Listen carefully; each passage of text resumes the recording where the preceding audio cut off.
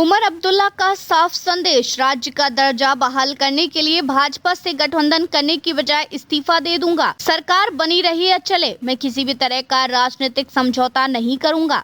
श्रीनगर। जम्मू कश्मीर के मुख्यमंत्री और नेशनल कॉन्फ्रेंस के नेता उमर अब्दुल्ला ने मंगलवार को एक सार्वजनिक कार्यक्रम में कहा कि वे केंद्र शासित प्रदेश को पूर्ण राज्य का दर्जा वापस दिलवाने के लिए भारतीय जनता पार्टी बीजेपी के साथ किसी भी तरह का गठबंधन करने को तैयार नहीं है।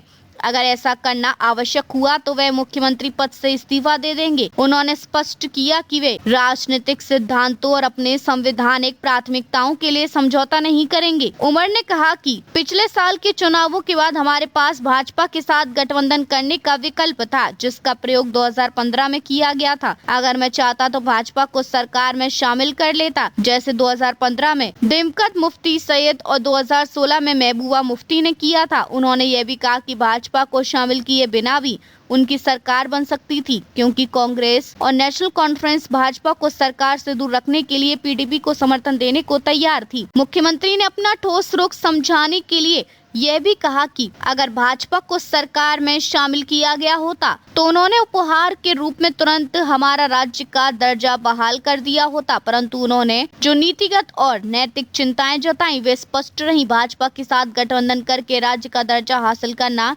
वे रेखा पार करना नहीं चाहते। उमर ने जम्मू कश्मीर का प्रतिनिधित्व और सरकार की रचना बताते हुए कहा कि उनके नेतृत्व में हमने जम्मू को प्रतिनिधित्व दिया है, हमने पीर पांचाल को प्रतिनिधित्व दिया है और उप मुख्यमंत्री जम्मू से हैं, जिसमें भाजपा शामिल नहीं है। उन्होंने कहा कि वे इसलिए भी भाजपा के साथ गठबंधन में नहीं जाएंगी क्योंकि इससे सामाजिक, सांस्कृतिक और लोकतांत्रिक संतुलन खतरे में पड़ सकता है।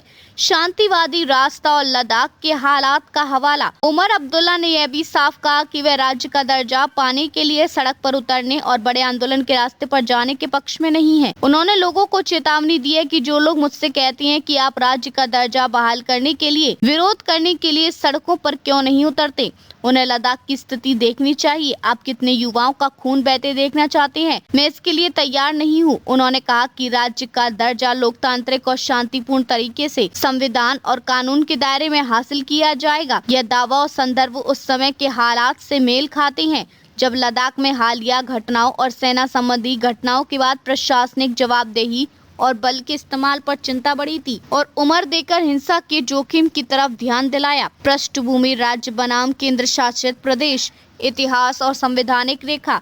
2019 में संसद द्वारा लिए गए फैसलों के बाद जम्मू कश्मीर से विशेष संवैधानिक स्थैतिकता अनुच्छेद 370 हटा दी गई और राज्य को 2 केंद्र शासित प्रदेशों जम्मू कश्मीर और लद्दाख में विभाजित कर दिया गया था। तब सरकार ने कहा था कि बाद में राज्य का दर्जा विचाराधीन होगा। यह मुद्दा तभी से संवैधानिक और राजनीतिक बहस का केंद्र रहा है। उमर के ताजा बयान को इसी ऐतिहासिक और संवैधानिक संदर्भ में देखना जरूरी है। राजनीतिक प्रभाव और संभावित परिदृश्य। सीधे इस्तीफे का विकल्प।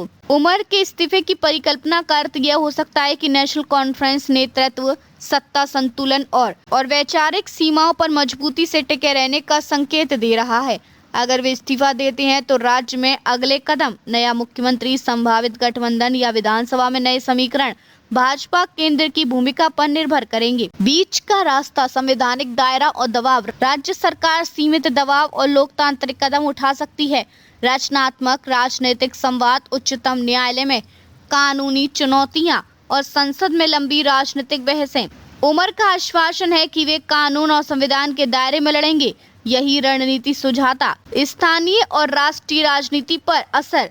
अगर कोई नेता सत्ता में बने रहने के लिए भाजपा के साथ समझौता करता तो केंद्र बीच के संवाद में तेजी आ सकती थी, परंतु उमर का निर्णायक ना इस बात का संकेत है कि जम्मू कश्मीर में स्थापित पार्टियां अपने राजनीतिक और नैतिक एजेंडे को मशीन राजनीति के ऊपर रखना चाहती हैं। इससे राष्ट्रीय स्तर पर भी राजनीतिक बहस तेज होगी।